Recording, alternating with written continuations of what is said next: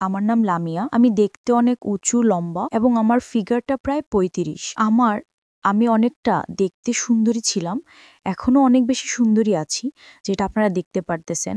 যেকোনো পুরুষ আমাকে দেখলেই টাসকি খেয়ে যেত। যে কেউ আমার প্রেমে পড়তে একেবারেই বাধ্য। আমাকে বিছানায় নিতে যেয়ে কত সুপুরুষ কত কিছুই যে করে বা কত কিছুই তারা করতে চায়, সেটা তোমাদেরকে নাই বলে বন্ধুরা। যাই হোক বন্ধুরা, আমার নাম পায়েল। এখন আমার বর্তমান বয়স হচ্ছে প্রায় ৩৪ বছর। হ্যাঁ, আর যেটা তোমরা দেখতেই পারতেছো। কিন্তু বন্ধুরা, আমার বয়স ৩৪ বছর হলেও অনেক মানুষ আছেন যারা আমাকে দেখলে আমার যে ৩৪ বছর বয়স এটা তারা বিশ্বাসই করেন না। কেননা তারা মনে করেন ৩৪ বছর একটা মিডল ইস্ট বয়স। হ্যাঁ, আর আমাকে দেখতে নাকি একেবারে ২৫ বছরের একটা টকবকে যুবতী মনে হয়। এটা সবাই বলে যে আপনি আসলে কি খান? বিদেশি কোনো খাবার খান নাকি দেশি কোনো খাবার খান? আমি বিনিময়ে একটা মুচকি হেসে দিই। বন্ধুরা, আমি আসলে ট্রেন জার্নি বরাবরই অনেক বেশি পছন্দ করি। আর সেই ট্রেন জার্নি আমার জীবনের সবচেয়ে স্মরণীয় একটা দিন হয়ে দাঁড়িয়েছিল। আজকে আমি আমার এক রোমাঞ্চকর ভ্রমণ এবং আমার জীবনের এক সত্য ঘটনা তোমাদের সঙ্গে শেয়ার করতে যাচ্ছি, যা এর আগে আমি কখনো কারোর সঙ্গে শেয়ার করি নাই। কিন্তু আজকের এই গল্পের চ্যানেলটিতে তোমাদের সঙ্গে আমার জীবনের একটা বাস্তব ঘটনা তোমাদের সঙ্গে শেয়ার করতে যাচ্ছি। বন্ধুরা, আমরা অনেক মেয়ে মানুষ আছি যারা আমরা ট্রেন ভ্রমণ করতে পছন্দ করি, কিন্তু আমরা চাইলেও কিন্তু ট্রেনে আসলে ভ্রমণ করা আমাদের কিন্তু হয়ে ওঠে না। ঠিক আছে? কিন্তু বন্ধুরা, আমার হাজব্যান্ড একজন প্রবাসী। সে আসলে আমাকে খুব একটা বেশি সময় দিতে পারে না। কিন্তু আমার শ্বশুর, সে আমাকে সময় দিত। কেননা আমার শাশুড়ি পৃথিবীতে বেঁচে নেই। আর আমার শ্বশুর, তার বয়স খুব একটা বেশি না, তার বয়স ৪৬ বছর। কিন্তু বন্ধুরা, ওই যে আমার মতোই সেই একই অবস্থা। তার যে ৪৬ বছর বয়স, দেখে আপনার একবারের জন্য বিশ্বাস হবে না যে তার ৪৬ বছর বয়স। আপনি তাকে দেখলে আপনি বলবেন, আহারে, এ তো ৩০ বছরের একটা টকবকে একটা যুবক দেখতেছি। আপনার কাছে এমনই মনে হবে। হ্যাঁ, বাংলাদেশ বা ইন্ডিয়া অনেক কান্ট্রি আছে। আসলে কিছু পুরুষ দেখবেন যারা আসলে ওই তেল বাজা বা বাজা পোড়া খুব একটা বেশি খেতে পছন্দ করেন না। অনেকেই আছেন সবুজ শাকসবজি কিংবা দুধ, কলা, ফল, ফ্রুটস একটু নিয়ম মেনে খাওয়া-দাওয়া করে। তাছাড়া একটু জিম করে। হ্যাঁ, তাদের চেহারাও দেখবেন অনেক ঠসঠসা চেহারা। ঠিক আছে? তো তাদের বয়স যে হয়েছে যেমন তাদেরকে বুঝাই যায় না। যেমন ধরেন আমাদের এই ভারতের দেব, জিৎ, অঙ্কুশ, বাংলাদেশের শাকিব খান, আরেফিন শুভ, এই যে তাদের বয়স কিন্তু প্রায় ৫৫র মতো। শাহরুখ খান, সালমান খান, তাদের বয়স কিন্তু একজনের ৬০ বছর বয়স। কিন্তু তাদেরকে দেখলে পর্দায় যখন আমরা দেখি হিরো হিসেবে, তাদেরকে মনে হয় তাদের বয়স ৫০ থেকে ৬০ বছর? না, মনে হয় না। দেখলে মনে হয় মাত্র ৩০ বছরে পা দিয়েছে। আবার অনেক নায়কের তো মনে হয় ২৫ বছর বয়স। তেমনই কিছু পুরুষ আছে আমাদের সমাজে, তাদেরকে দেখলে একেবারের জন্য মনে হবে না আপনার কাছে যে তাদের বয়স আসলে এতটা। তো যাই হোক বন্ধুরা, আমার শ্বশুর ছিল একজন ইয়াং মানুষ। ঠিক আছে? তো অনেক সময় আমি শ্বশুরের সঙ্গে ঘুরে বেড়াতাম। আমার বাপের বাড়ি যেতাম, সেখানেও আমি শ্বশুরের সঙ্গে যেতাম। আবার দেখা যাচ্ছে আমার স্বামীর বাড়িতে আসলেও শ্বশুর আমাকে নিয়ে আসতো। হ্যাঁ, তারপরে দেখা যায় মাঝে মধ্যে আমি যেহেতু বায়না ধরতাম মাঝে মধ্যে শ্বশুরের কাছে, আমি যেহেতু তার মেয়ের মতো, ঠিক আছে? সে আমাকে মেয়ের মধ্যে আদর করত।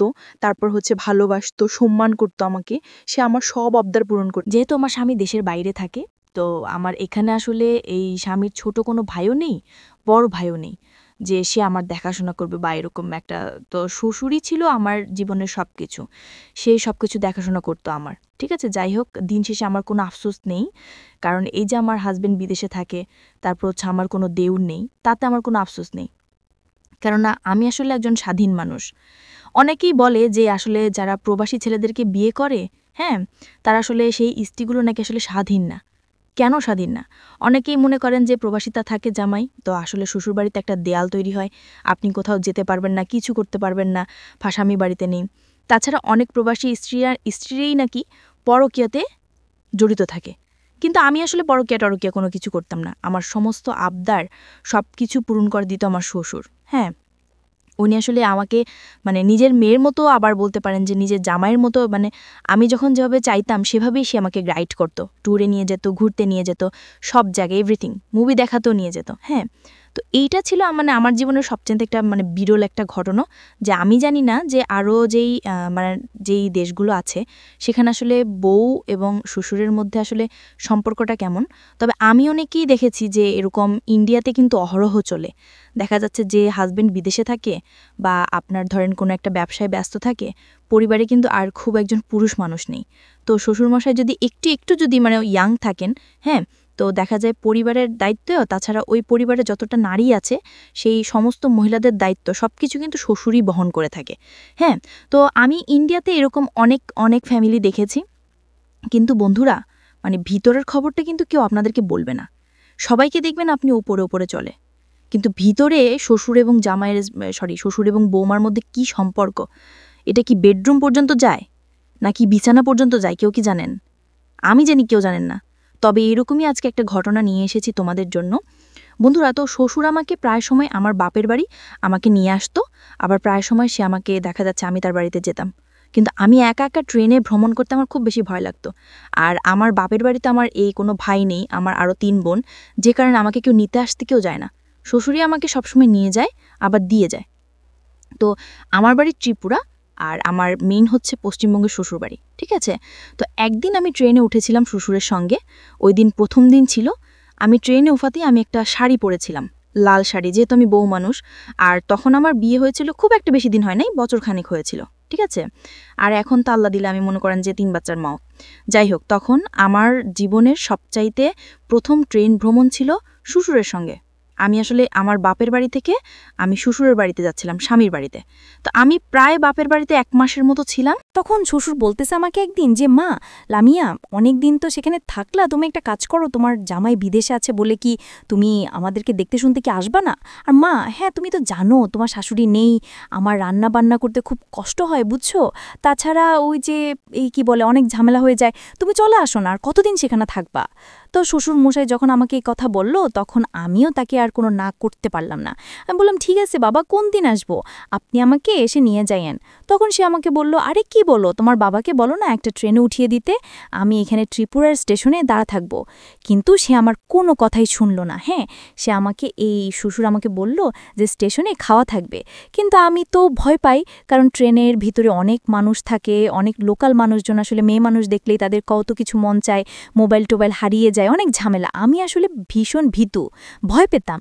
তা আমি শ্বশুর মশাইকে বললাম, না না, আমি এত বড় রিস্ক নিতে পারবো না, তাছাড়া আমি যদি হারিয়ে টারিয়ে যাই বাবা, আমি এসব ভয় পাই, আপনি আসেন, এসে আমাকে নিয়ে যান। তা আমার কথার জোরে এক প্রকার সে বাধ্য হয়ে গেল। সে বাধ্য হয়ে সে আসলো আমাদের বাড়িতে, এসে 2টা দিন থাকলো। 2টা দিন থাকার পরে সে আমাকে পরের দিন নিয়ে রওনা হব আমরা ট্রেনের জন্য। তা আমাদের ট্রেনটা হচ্ছে রাতে, মানে আমরা রাতে ভ্রমণ করব। অনেক দূরের জায়গা তো, প্রায় 8 থেকে 9 ঘন্টা লেগে যায় ট্রেনে। আবার ট্রেন থেকে নামার পরে লোকাল সার্ভিসে করে আরও 1 ঘন্টার মতো জার্নি, অনেক দূর, ঠিক আছে? তো আমরা রাত 10টায় ট্রেন উঠলাম। রাত 10টায় ট্রেনে ওঠার পরে ট্রেনে ছাড়ার সময় হচ্ছে 11:30টায়। ততক্ষণে আমরা কিছু পরোটা, পাউরুটি, তারপর হচ্ছে কলা, পানি, জুস, আরও অনেক খাবার দাবার নিয়ে নিলাম আমার ব্যাগে, কারণ ট্রেনের ভিতরে অনেক খাবার উঠে, কিন্তু আমরা সেগুলোতে আসলে খুব একটা বেশি বিশ্বাস করি না, যে কারণে আমি আগে থেকেই সব কিছু খাবার নিয়ে নিলাম। যদি মাঝপথে প্রয়োজন হয় শুধু পানি টানি কিনে খাবো আর কি। এটা ছিল আমার একটা প্ল্যান। বন্ধুরা, তোমাদেরকে বলে রাখি, আমরা যেই ট্রেনটা নিয়েছিলাম সেই ট্রেনটা ছিল মানে এসিওয়ালা, একটা ভিআইপি রুমের মতো, ঠিক আছে? এখানে আপনি চাইলে শুয়েও যেতে পারবেন, মানে ঘুমিয়েও কিন্তু যাওয়া যায়, ঠিক আছে? কারণ যেহেতু আমরা রাতে ভ্রমণ করব আর অনেক দূরের একটা জার্নি, এজন্য শ্বশুরমশাই এটা নিয়েছিল। তাছাড়া একটা রুমের মতো স্পেস, হ্যাঁ, যেখানে আসলে একটা জায়গা থাকবে আলাদা, যে সেজন্য মানে আমি যেন এক পাশে শুতে পারি, সেজন্য এক পাশে বসে হোক বা শুয়ে হোক যে কোনো জায়গায় যেতে পারে, মানে একটা আরাম করে, যেতে কোনো সমস্যা না হয়। বন্ধুরা, আমরা ট্রেনে ওঠার পর সবাই টিটি, এই যারা সরকারি জব করে, ট্রেনের টিটি বা আরও যারা যারা মানুষ আসছিল আমাদের সঙ্গে, সবাই আমাদেরকে আসলে বলতেছে, ভাই ভাবি তো অনেক সুন্দর, হ্যাঁ, আর আপনার চাইতে তো বয়স অনেক কম, উফ, দুজনকে বেশ ভালো মানিয়েছে। আসলে এই কথা শোনার পর মানুষের মুখ থেকে আমি ভীষণ লজ্জা পাচ্ছিলাম। তখন শ্বশুরমশাই বলতে যাচ্ছিল, আরে না, ও তোমাদের ভাবি না, ও আসলে আমার পুত। এই কথা যখন বলবে তখন আমি শ্বশুরমশাইয়ের মুখে হাত দিয়ে বলেছি, আরে ওরা হচ্ছে পোর মানুষ, হ্যাঁ, বাহিরের মানুষ, আমরা একসাথে ভ্রমণ করতেছি, এখন আমরা আসলে এই শ্বশুর পুত্রবধূ নাকি এটা ওদের কাছে বলার দরকার নেই। ওরা যেটা ভাবতেছে ভাবতে থাকুক, তাদেরকে তাদের মতো করে ভাবার সুযোগ দিন না বাবা, আমরা আপনার মতো করে একটু সময় ডান্ডি করে চলে যাই। আমি বাবার মুখে চাপ দিতে বাবার ঠুটে গিয়ে আমার আঙ্গুলগুলা লাগে। তখন বাবা, আমি দেখি তার মানে চেহারার দিকে তাকিয়ে চেহারাটা পুরো লাল হয়ে গেছে। সে আমার হাতের গন্ধে একটু অন্যরকম হয়ে গেছে। মানে এর আগে আমি কখনোই তাকে এই রূপে এইভাবে, কিন্তু আমি এর আগে তাকে কখনোই এভাবে আমি দেখি নাই। সে আমার মুখে হাত রাখতেই আমার দিকে একটু পরপর তাকাচ্ছে, মানে এর আগেও আমার দিকে বেশ কয়েকবার তাকিয়েছে।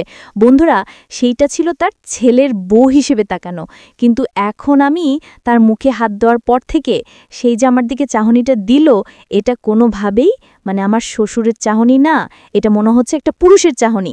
আসলে ট্রেনের অনেক মানুষ ছিল আমাদের সঙ্গে যাত্রী, হ্যাঁ, আমাদের অনেক পার্শ্ববর্তী যাত্রী ছিল যারা আমাদের সঙ্গে উঠেছে। অনেকেই ভাবতেছে যে আমরা স্বামী স্ত্রী, ঠিক আছে, তারা তাদের মতো করে ভাবতেছে। তো যাই হোক, ট্রেনে অনেক মজা করলাম, অনেক মাস্তি করলাম। তখন আমাকে শ্বশুরমশাই এক প্রকার মানে কি বলবো, আমাকে এই করে বলতেছে যে সে আমাকে কানে কানে ফিসফিস করে বলতেছে যে লামিয়া, তুমি আমার পুত্রবধূ, কিন্তু তুমি এটা কি বললে? হ্যাঁ, তুমি এটা কি বললে? আমি নাকি তোমার স্বামী লাগি? আরে তোমার স্বামী তো আমার ছেলে, সে তো এখন বিদেশে আছে, ওদের কাছে সত্য ঘটনাটা তুমি বললে না কেন? তখন আমি শ্বশুরমশাইকে বললাম, আরে শ্বশুরমশাই, সব জায়গায় সব কথা বলতে নেই, ওরা যেটা ভাবতেছে তাদেরকে তাদের মতো ভাবতে দিন না। ওরা ভাবলেই বা আমাদের কি, আর না ভাবলে কি, ওরা ওদের মতো স্টেশনে, বিভিন্ন স্টেশনে নেমে যাবে, আমরা আমাদের মতো চলে যাব। ওদের ভাবনা চিন্তা নিয়ে কি আমরা বসে থাকবো নাকি? ওরা যেটা ভাবতেছে সেটাও তাকে ভাবতে দেন, এটা নিয়ে এত চিন্তা টেনশন কোনো কিছু করার দরকার নেই। তো আপনি এগুলো মাথা থেকে ঝেড়ে ফেলুন না। তারপর আমি শ্বশুরমশাইকে দেখলাম সে যেন একটু চিন্তা করতেছে গভীরভাবে, মানে এর আগে কখনো এরকম চিন্তা করে নাই। যখন 12টা বাজলো, আমি দেখলাম আমাদের আশেপাশে যে সমস্ত লোকজন ছিল সবাই প্রায় রীতিমতো ঘুমিয়ে পড়েছে, সবাই একটু ক্লান্ত শরীর ছিল। কারণ যেহেতু ট্রেন জার্নি, এটা একটা অন্যরকম একটা ভ্রমণ। আসলে এই জার্নিটা অনেকে এনজয় করে, আবার অনেকে চাচ্ছেন যে শুয়ে শুয়ে যাবেন, কারণ ট্রেনে ঘুমানোর একটা এক্সপেরিয়েন্স, একটা মজা কিন্তু আলাদা, যেটা আপনি সচরাচর বাড়িতে পাবেন না। কারণ ট্রেনের বিষয়টা হচ্ছে কি, আপনি ঘুমিয়ে ঘুমিয়ে যাবেন, ট্রেন আপনাকে ধাক্কাতে ধাক্কাতে নিয়ে যাবে, একটা অন্যরকম একটা অনুভূতি, যে অনুভূতিটা আপনি অন্য আর কোথাও কিন্তু পাবেন না। সেই সবে দেখলাম আশেপাশে ঘুমিয়ে পড়তেছে আস্তে ধীরে ধীরে, লাইটটা একটু হালকা কম মানে বন্ধ করে দিয়েছে, ওই যে ডিম লাইট যেগুলো বলে, কম আলো, এই লাইটগুলো জ্বালানো। তো শ্বশুরমশাই দেখলাম অ্যাপ্রোটা, সেও ঘুমিয়ে পড়তেছে। এখন আমার তো ঘুম ধরতেছে না, আমার আসলে শরীরটা পুরো গরম হয়ে আছে। তাছাড়া আজকে 1টা বছর হয়েছে বন্ধুরা, আমার স্বামী বিদেশে রয়েছেন। এই 1টা বছর আসলে স্বামী ছাড়া আছি। তাছাড়া একটা নারী, সে কিন্তু মানে বিয়ের আগে এক প্রকার সে একা একা থাকতে পারে, কিন্তু বিয়ের পরে কিন্তু সে কোনোভাবেই কিন্তু আর একা একা থাকতে পারে না। আমি যেন এখন আর নিজেকে কোনোভাবেই আর মানাতে পারতেছি না, একা একা আর থাকতেই পারতেছি না। বিশেষ করে আমার খুব কষ্ট হয়, কিন্তু দিন শেষে যতই কষ্ট হোক, কারণ নিজেকে তো মানিয়ে নিতে হবে। তো আমি নিজেকে মানিয়ে নিয়েছি বা মানিয়ে নিব, কিন্তু আমিও ভাবলাম আচ্ছা একটু ঘুমিয়ে পড়ি। হ্যাঁ, যেহেতু অনেক এই রাতও আমাদেরকে গিয়ে পৌঁছাতে হবে, প্রায় সকাল 7টার দিকে গিয়ে পৌঁছবো সেখানে, ঠিক আছে, তো একটু ঘুমাই, কারণ ঘুমালে হয়তো সকালে একটু ঘুমের ক্লান্তিটা এই পড়বে না। আবার কালকে বাসায় গিয়ে অনেক কাজকর্ম, অনেক কিছু করতে হবে, কারণ এতদিন আমি ছিলাম না। বাসার যে কী অবস্থা হয়েছে দেখেছি, হাঁড়ি পাতিল ঘর সব কিছু গিয়ে মুছতে হবে। তো একটু ট্রেনে ঘুমিয়ে দেই, কিন্তু আমি অনেক চেষ্টা করার পরেও ঘুম আসছিল না। আমি চোখ বন্ধ করে শুয়ে থাকলাম কিছুক্ষণ শুয়ে থাকার পর হঠাৎ করে দেখি আমার শ্বশুরমশাই, সে আমার দিকে ফিরে, মানে তার হাতটা ঠিক আমার মানে কোমরের দিকে তিনি দিয়েছেন, তার যে হাঁটুগুলা, তার পাগুলো আমার উপরে দিয়েছেন, আমার উপরে তার পাগুলো দিয়ে সে দেখলাম শুয়ে আছে, সে গভীর ঘুমে। আমি আসলে বুঝতে পারতেছিলাম না ঠিক তখন সেও কি আমার মতো আসলে চোখ বন্ধ করে ঘুমের বান ধরতেছে, নাকি সত্যি ঘুমে আছে। আমি তার কার্যকলাপ কোনো কিছুই বুঝতে পারতেছিলাম না, কোনো কিছুই আমি লক্ষ্য করতে পারতেছিলাম না, আসলে সে করতে চাইতেছেটা কি। আসলে একটু আগে সে আমার দিকে একটু কেমন এমন দৃষ্টিতে জানি তাকিয়েছে, যেটা মানে একটা পুরুষের, মানে একটা ক্ষুধার্ত পুরুষ যেভাবে তাকায় একটা নারীর দিকে। অনেক পুরুষ দেখবেন যে আমরা যেমন রাস্তাঘাটে দেখি, কিছু কিছু পুরুষ, কিছু কিছু ছেলেরা আছে যে মনে হচ্ছে চোখ দিয়ে এমনভাবে তাকায়, ভাই আপনাকে মনে হয় চোখ দিয়ে গিলে ফেলবে, এরকম একটা ব্যাপার স্যাপার। তো আমি শ্বশুরমশাইকেও দেখলাম ঠিক মানে কিছুক্ষণ আগে সে আমার দিকে ঠিক এরকম কিছু দৃষ্টিতে তাকিয়েছে। আসলে আমি তার হাবভাব কোনো কিছুই বুঝতে পারতেছিলাম না, সত্যি কথা বন্ধুরা, আমি কোনো কিছুই বুঝতে পারতেছিলাম না। তো যাই হোক, এক প্রকার আমি দেখলাম তার চাহনি, তার দৃষ্টি, একটু অন্যরকম আমার কাছে মনে হচ্ছিল। তো সে আবার আমার কাছে এখন মানে ঘুমিয়ে আমার এই কোমরে হাত দিচ্ছে, আবার তার পাগুলো আমার উপরে দিচ্ছে। হ্যাঁ, আসলে এইটা টিনের ভিতরে মানে দুজনের সিট তো একসাথে, তো সিট 2টা। তো সে আমার মানে এরকম ট্রেনের ভিতরে, তার উপর আবার আমাদের আশেপাশেও মানুষ আছে। তাছাড়া আশেপাশে যে মানুষগুলো আছে অবশ্যই সবাই জানে আমরা স্বামী স্ত্রী। এখন আমরা এখানে শ্বশুর বা পুত্রবধূ কিনা মানে এই বিষয়টা কেউ কিন্তু এখনো পর্যন্ত নোটিস করতে পারে নাই, বা এখনো পর্যন্ত কিন্তু কেউ এই বিষয়টা জানতে পারে নাই। সবাই মনে মনে ভাবতেছে বা সবাই বুঝতে পারতেছে যে আমরা এখানে স্বামী স্ত্রী। হ্যাঁ, কারণ কেউ কিন্তু জানে না যে আমরা এখানে পুত্রবধূ বা শ্বশুর মশাই। হ্যাঁ, কেউ কিন্তু আমাদের এই সম্পর্কটা কেউ জানে না। তাছাড়া আমরা এই একসঙ্গে সিট নিয়েছি, এখানে ঘুমিয়ে যাওয়ার বেড, আমার ব্যাগ, কাপড় চোপড় সব বালিশের হিসেবে এখানে ব্যবহার করেছি। তো কিছুক্ষণ পর আবার দেখলাম আর একটু জড়িয়ে ধরল আমাকে। কি রে, শ্বশুর এটা কি করতেছে আমার সঙ্গে? আবার তো মাথাটাতে বলে খারাপ হয়ে যাচ্ছে। সত্যি কথা বলতে একদিকে আমার খারাপ লাগতেছে যে শ্বশুরমশাই আমাকে জড়িয়ে ধরেছে, আবার অন্যদিকে কিন্তু আমার ডিপলি অনেক বেশি ভালো লাগার কাজ করতেছে। বিশেষ করে অনেক বেশি ভালো লাগতেছে কেন জানেন? তার কারণটা হচ্ছে বন্ধুরা, কারণ এই যে মানে একটা বছর আমার হাজবেন্ড বিদেশে গিয়েছে, এই একটা বছর আমি কোনো পুরুষের কোনো ছোঁয়া পাচ্ছি না। কিন্তু এতটা দিন পর আমার কাছে আজকে মনে হচ্ছে, ইস, কোনো একটা পুরুষ মানুষ আমার শরীরে অ্যাটলিস্ট টাচ করে যেত। কেউ আমাকে ছুঁয়েছে, মানে সে যখন শ্বশুরের শরীর মানে মনে হয় এটা টান আছে, সে যখন আমার শরীরে বিভিন্ন বিভিন্ন জায়গায় হাত দিচ্ছে, তার পা যখন আমার হাঁটুতে, আমার পায়ে মনে হচ্ছে চুম্বকের মতো আমও তাকে ধরে রাখি, এরকম একটা ব্যাপার। ইস, মনে হচ্ছিল ইস, কেউ যদি এখন আমাকে দিত আমার খুব ভালো লাগতো। কিন্তু যাই হোক, এটা ট্রেনের ভিতরে, আমি জানি না। কিন্তু বন্ধুরা, কিছুক্ষণ পর আমি আসলে ঘুরে গেলাম। আমি ঘুরে শ্বশুরমশাইয়ের মুখের দিকে আমার মুখটা নিলাম, যে আমি তার চোখের দিকে তাকিয়ে আছি যে সে কি সত্যি ঘুমিয়ে আছে নাকি চেয়ে আছে। কেন লাইটটা অনেকটা বন্ধ, ডিম লাইট জ্বালানো, মানে খুব একটা বেশি বোঝা যাচ্ছে না। যাই হোক, আমিও শ্বশুরমশাইকে কিছুক্ষণ পর জড়িয়ে ধরলাম। জড়িয়ে ধরার পর আমি আসলে দেখতে চেয়েছিলাম যে সে কি আসলেই আমাকে ঘুমের বাহানায় ধরেছে, নাকি আমিও তাকে হাত দিলাম। দেখলাম তার কোনো ইয়ে নাই, তো আমি তাকে আরেকটু জড়িয়ে ধরলাম। সে দেখলাম আরও কিছু নাই। কিছুক্ষণ পর সে দেখে আমাকে 2 হাত দিয়ে এমনভাবে চিপা দিল, এমনভাবে জড়িয়ে ধরল, যেটা তোমাদেরকে বলতে পারলাম না। তার কিছুক্ষণ পর সে আমার মুখের কাছে তার মুখটা নিয়ে আসলো, আমাকে খুব ডিপলি এটা চুমো দিল। আমি কোনো কিছু তাকে বলতে পারলাম না। তারপর সে, বন্ধুরা, সেই দিন রাত, এই যে ট্রেন জার্নি, এই রাতে আমি আর তাকে বাধা দেওয়ার খুব চেষ্টা করেছিলাম। মানে আমার মন চাচ্ছিল যে আমি তাকে বাধা দিই, না, এই কাজটা আমি ঠিক করতেছি না, এটা আমি একটা পাপ কাজ করতেছি, এটা একদমই উচিত হচ্ছে না। যতই হোক সে আমার শ্বশুরমশাই, আসলে এই কাজটা আমি করতে পারি না, এটা পাপ, অন্যায় কাজ করতেছি আমি। হ্যাঁ, এটা কোনোভাবে উচিত না বা হওয়াও ঠিক না, আমার মন বলতেছিল এটা। কিন্তু বন্ধুরা, আমার শরীর ছিল অনেক বেশি ক্ষুধার্ত। আমার শরীরকে আমি সেদিন কোনোভাবেই আটকাতে পারি নাই। শরীর বলছিল, যা, তুই তো সব কিছু উজাড় করে দে। ঠিক সেদিন রাতে আমি শ্বশুরমশাইকে কোনোভাবেই আটকাতে পারলাম না। সেদিন এই 8 ঘন্টার ট্রেন জার্নিতে আমাদের ভিতরে প্রায় 3 বার হয়ে গেল, 3 বার।